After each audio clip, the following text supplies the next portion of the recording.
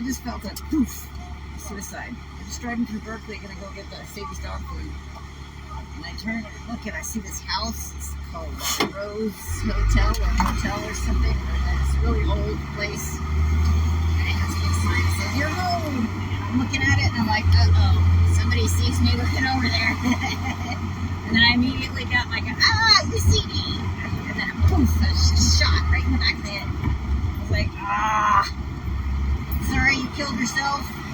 But right now I'm just so tired. It's like I open the door. You know, this is what happens when you open the door. You gotta have boundaries. So I just did a really quick, there is always mercy to be found for yourself. Forgive yourself. There is always mercy to be found in the light. Always. And in the space that you once occupied, let it be filled with all the healing angels that can come and fill that space right now. We're here on this light before this light turns green. In 1,000 feet, turn left onto Alcatraz Avenue. It's like I'm doing. It's like I'm doing. Insta releasing rituals now. As I drive by releasing ritual. But yeah, I think it worked. Yeah, it did. It did. I just got a yes, it did. So, you know, because of something I just saw. You know, that's what happens. You get turn left onto Alcatraz Avenue, then your destination will be on the right. Oh, there it is. Oh, look, we're here. Oh, goody. You get your little map of symbols. This is why Jungian psychoanalysis was the only thing that ever helped me, because it started showing me my own symbols of colors and animals and things. And once you kind of build your own map of what things mean to you emotionally and subconsciously, you can use that as your language for talking, communicating with the powers that be, as it were. And I know I say the phrase, as it were, an awful lot. And I'm sorry if you find that annoying. Your destination is on the right. I love that phrase, and I love a lot of other phrases like hither and thither. And if you don't like them, that's your problem. There's just certain, it's because of the poets, you know. Because certain words and phrases I just fucking love that you don't hear anymore.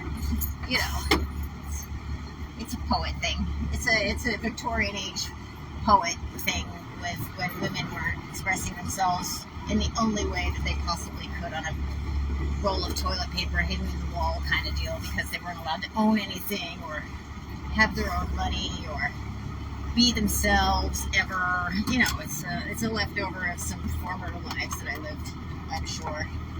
I'm not only sure, I've met them. I'm getting to know their names now, you know, because that's what one of the things we started doing in Shaman School.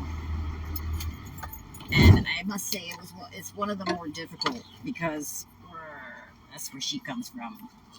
See, this lady is tied to a stake, burning in fire, being very angry at the church for burning her, and the crows are going, "It's okay, it's okay, it's okay, it's alright, we're witnessing you, we're witnessing you." Crows, that's why I'm so fond of crows these days. You know, they were my only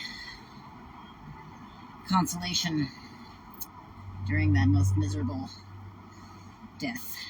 Yeah, so that's one of the things we have to do in Shaman School, is go find out, because when you first find out some stuff about yourself, about your former selves too, by the way,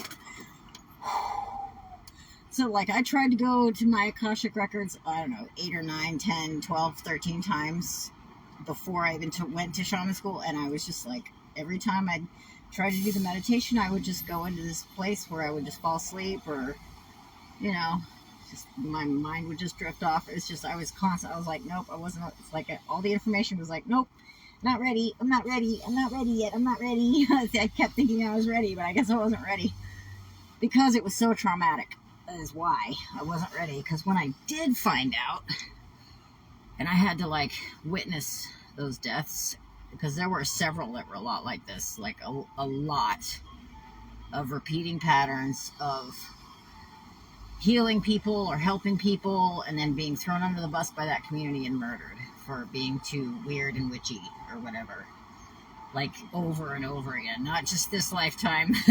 So it's, you know, it's a bit much. At one point during the session, I actually like started convulsing because it was just so like, oh.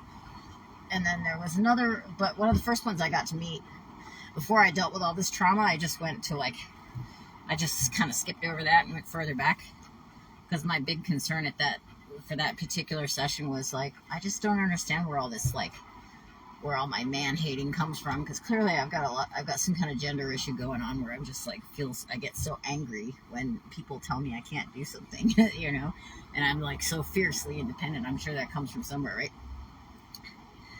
So one of the first ones I met my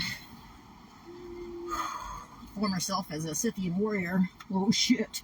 Oh, you do not want to fuck with her. Because she could ride a horse and shoot you full of arrows at the same time, yo. Which and it's cool when you meet them because like there's always these elements about them that just so resonate with you. Not only their names, but just certain traits that keep repeating. But one of the things that about archery in particular, because when I was probably, I think I was about 6 years old. When we lived in Texas, we went to one of those little fairgrounds where all the kids get to ride a pony around or whatever and do all these little games and stuff. And one of the games was shoot the turkey, and they had these little stuffed turkeys and little fake bow and arrows for the kids. And I took the thing and and I shot like into a tree, like 50 yards away from where I was supposed to just aim right there, and I was like, poof! Because clearly I already knew how to shoot an arrow. Same thing with the donkey ride. I was like, let's go. So, you know, some things just come naturally to you for a reason, you know? Like some things feel familiar to you because they are familiar to you. Because you've done them before.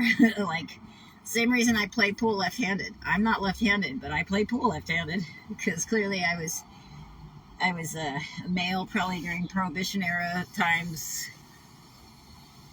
you know, trying to make a little bit of change in the bar, as it were. Or who knows, you know, who knows? Because you also get to switch genders. You're not always just the same gender either, which a lot of people have a problem with because they're, oh.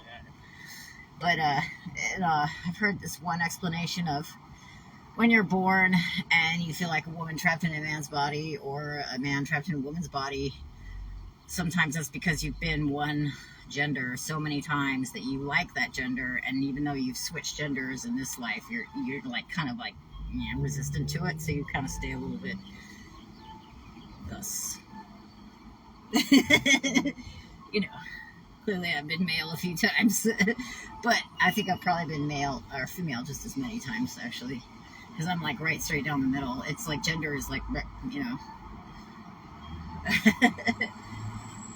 I just get mad when I'm told I can't do things, whether I'm told that by a man or a woman. It just seems like men tend to tell me that more in this era than women do. Although I'm sure if, you know, Victorian times, I would be told just as many times by women that I wasn't allowed to do shit, and it would cause the same rage. So, you know.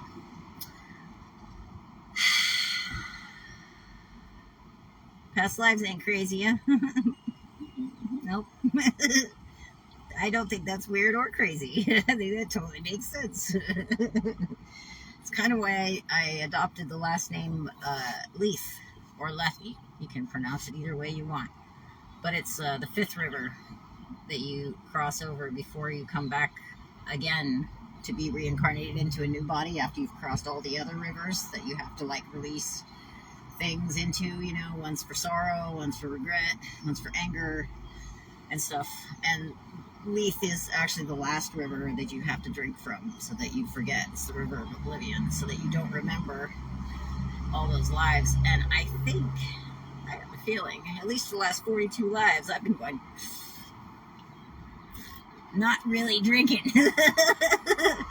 Pretending to drink, only drinking a little bit, but not a lot. Because some of my first memories as a kid were like these oil lanterns, you know. I saw an oil lantern at a Chinese restaurant. I was like, oh my God, I've been there. Like, I was in China, like, 500, 1,000 years ago, I don't know. You know, certain things just are like, I've been there, I've seen that, I know what that is. And I'm only like, you know, 4 or 5 years old, so how the fuck would I know any of that shit? but it just feels familiar. Or languages, sometimes when I'm in those sessions that are super intense, like the breathwork sessions, sometimes other languages start coming out of my, I don't know what language it is. You know, but shit feels familiar because you've been there already, you know. It's not that difficult to believe.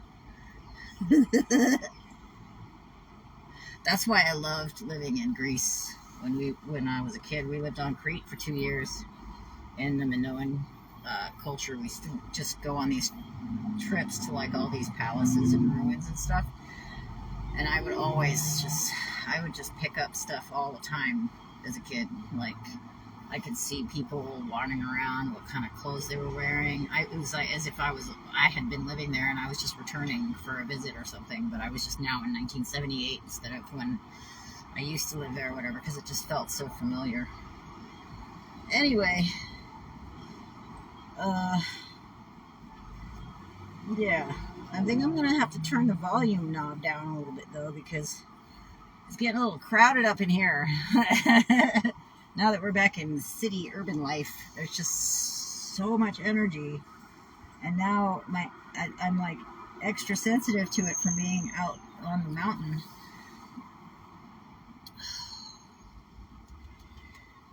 But I think this heightened level of sensitivity is also part of something that's happening globally with everyone that's sensitive. That we're all just kind of at the same time going, whoop, we're upgrading. So it's a little bit like, whoa, woo, hold on tight, white knuckly. It's all right. I'm going to go do something really mundane and sensible right now and go get Sadie's dog food, the one bag, and we'll get her 1 bag of dog food.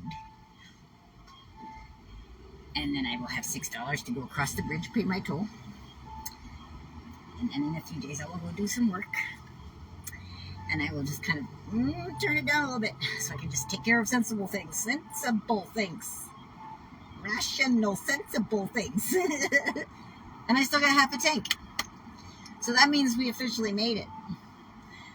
That means we have fit this. Well, I shouldn't speak before I go across the bridge, but